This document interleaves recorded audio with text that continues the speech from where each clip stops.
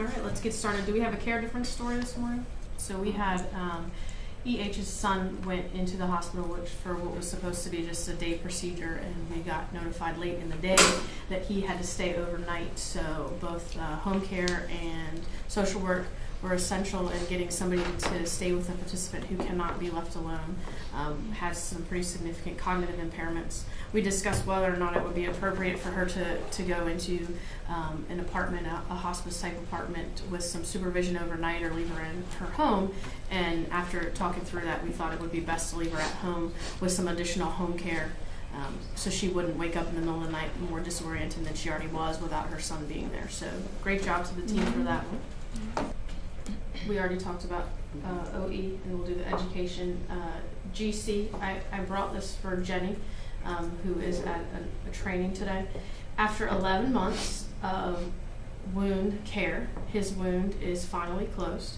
So kudos to the clinic for their hard work with him, and Kat will have to help me out about where it was. Left issue. So difficult to heal once you get one there, and they've done a great job in the clinic. When we started, it was this size, about that big. When I got here in August, and so by Christmas it was half, and now it was. Good job. Her mood has been really labile, and especially since her last psych appointment, she had a difficult time transitioning to her new psychiatrist, but Kat has done a great job in working with her, as well as Kate, or LCSW. She scored a 29 out of 30 on the mini-mental, not a significant change, a little bit of difficulty with short-term memory, which she said is pretty consistent with the way that she's been for the last few years. She scored a +0 on the geriatric depression scale. Typically, in the recent past, when she's been symptomatic, she feels more manic. She doesn't typically feel depressed. So that would be consistent with those feelings. We know that TH perseverates a lot on this idea that she feels like she's at the end of her life, and that's something that she's going to die soon. And so we talked a lot about that. She wanted to know if PACE could support her in the home through end of life, even if she were to decompensate and, like, say, be in a wheelchair was her example. So we talked through that a lot, and I think she feels very supported, and I think that it was reassuring for her to know that we would be able to support her in the community through end of life. She is a do not resuscitate, and her daughter is her healthcare power of attorney, and that will remain the same. Ms. Hester is not religious. She said it's never really been important to her. That's always been the case. She really enjoys, in terms of programming here, the arts and crafts. She feels that her COPD exacerbations keep her from participating in PACE. I'm not sure how accurate that is, but that's her perception. She has no religious beliefs affecting her medical care, which is good news for us.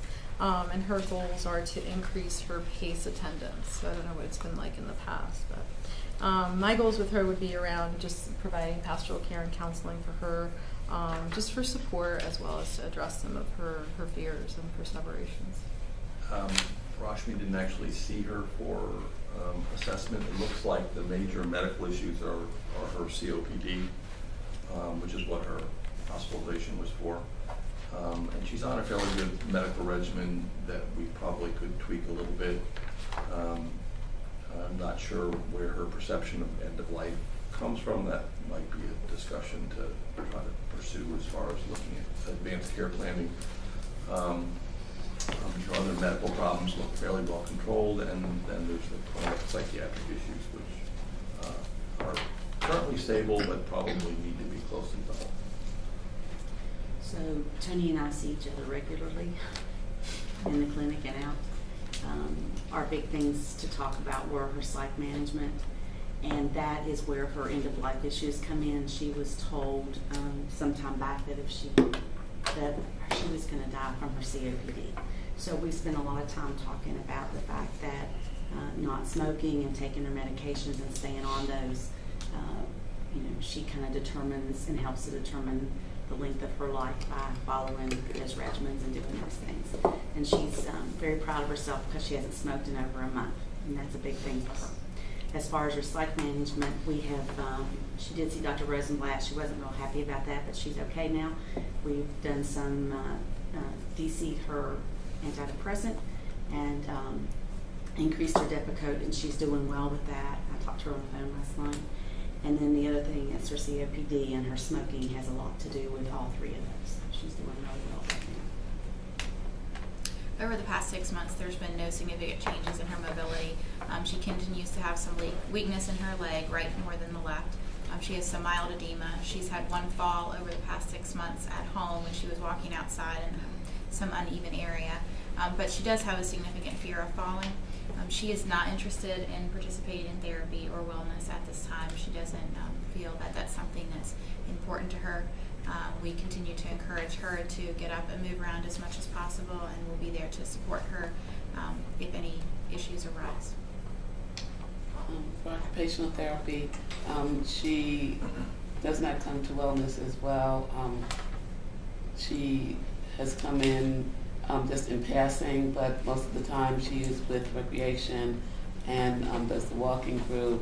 There's no change in her ADL function. I know that she gets home care, which home care will speak about, but does require able to physically dress herself, but does for hygiene purposes require queuing for those purposes and for her IADLs as well. So I'll continue to monitor her for any new needs in the equipment and encourage her to, when she's ready to participate in therapy. For recreation, on the days that she does attend, she does best when she stays busy. Otherwise, she'll sit in the recliner and fall asleep. She likes to go on all the shopping trips. On the days I go, I'm teamed up with her, and she does a fabulous job. She likes to play Uno, making Chex Mix, snack groups. She's done that 2 times over the last 6 months. And she's really big into all of our art projects. She's not bonded with any particular person, but she does socialize with whoever she's sitting with. Goals will be continued socialization and special recreation projects. Her appetite has been maintained. She's had a 10-pound weight gain since enrollment, but she and I are both in agreement that as she's undergoing smoking cessation, this is not the time to really focus on weight management. She can't handle too many stressors at one time. However, she's very complimentary of her daughter's efforts to help her with restricting her intake at home and purchasing healthier foods and having better snacks. She's a dentulous. She does well on a mechanical soft diet without any difficulty to date. She is reducing sugars in her diet due to a history of diabetes in the past, but again, she sees that as helping her weight management efforts. So there's no big changes at this time, and we will focus on weight management as she feels more confident in her abilities to stop smoking. We are helping TH in our home for home care on Monday, Wednesdays, and Fridays for 1 hour in the AM and 1 hour in PM. She's getting help with bathing and dressing at this time. She also has a lifeline in place, and she does get incontinence supplies. Our goals are just going to be renewed safe and committed. I was going to read for Jamal. He had to run and pick someone up. She is independent, alert, and oriented. Participant has a long, clear driveway that leads to a side entrance of the home. Yes, she has a key. The goals will be safe transport to and from the center Monday, Wednesday, and Friday to be picked up between 8 and 8:15 and home around 4 to 4:15. This is the semi-annual for TH. And her caregiver is Heather Neely, that's her daughter. Her DME equipment and incontinence supplies are incontinence supplies only. Yes to Lifeline, no to Project Lifesaver, no to incontinence. Medication is administered by caregiver. Diet, Mechanical soft, low concentrated sweet, no added salt. And she does require some setup assist. Her hands are really shaking. Therapy. No. no. and she has an advanced directive. Transportation, It was Monday, Wednesday, and Friday, 8 to 8:15, and home between 4 to 4:15. and home care hours, Monday through Friday. Monday, Wednesday, Friday. Wednesday, Friday. 1 hour in the AM and 1 hour in the PM.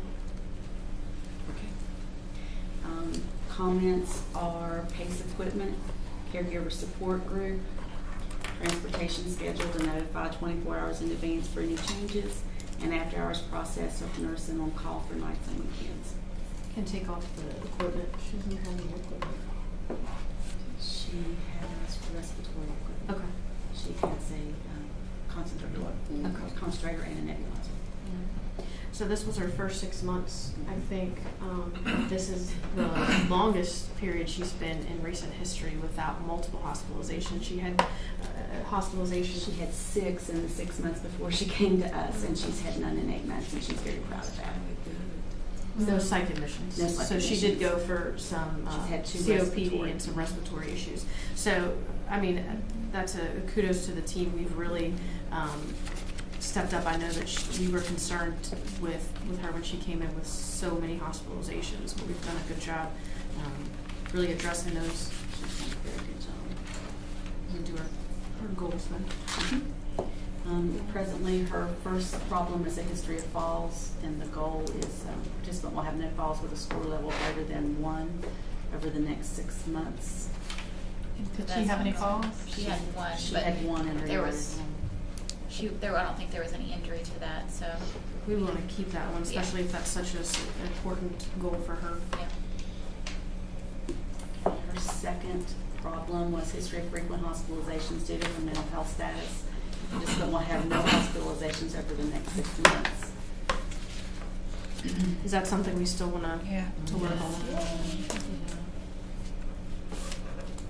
Keep that ongoing. Anything else you all want to add? Is there anything we wanted to do about her separation on end of life? Is that a goal, or we just couldn't hit that on one of the other? I mean, I think if we can just all reiterate it, this was something that she was told by a physician before she came in. Both she and her daughter were at this appointment, and I know that the different physicians that we've had here have addressed it. I know the clinic has addressed it, Kate has addressed it, I have addressed it. So I think it's just something to be reiterated Is not smoking a goal for her? Yes. right now. So I think that's another one that probably would be, because it is her fallback when she, I think we could do not smoking, because I think that kind of relates to some of her perseverations, that's her coping mechanism. How So we is can continue who to can write support on that. Who can write on that one? we will in the Yeah. clinic. I mean, she's not on anything, But she got Tobacco. herself an e-cigarette, so she is, when she gets really nervous these days, that's what she's using. There was at one point where she was leaning out the back door and requesting extra oxygen tubing so she could lean out the back door and smoke. So She actually wanted us to get her a second concentrator to put down in the family room so she could get to the porch and smoke. So I think it's a big accomplishment for anybody to stop smoking, but to know that that's where she was and where she is now is that she's been smoke-free for a month. well, it sounds like she's developed a lot of trust with the team in terms of, support for her perception of end of life, and I think, building on that trust, helping her not to smoke, would be important. And I don't see where she's had any recent pulmonary functions or anything that we may be able to give her some. It would help. I don't know her well, so I can't say that, but it would help for her to have objective measurements that might tell her what her estimated life expectancy is. And that may counteract the previous information that she was given. So. I think it would be important because she is upset that she's gaining weight, but she recognizes that she can't attack everything at one Right. time. And I just reiterate with her, there'll be a time to worry about that. Let's make sure you're not smoking anymore. Right. I mean, that's why if that's a goal, it's so important for the team to be on board, so we can, if she says to somebody, I think I've gained a lot of weight, I look horrible, to reassure her that that's not the case. And Any other goals? All right. And do we have a quote for the day? If you think you're too small to be effective, clearly you've never been in the dark with a mosquito. All right, thank you guys. Oh, good. One more thing. There is a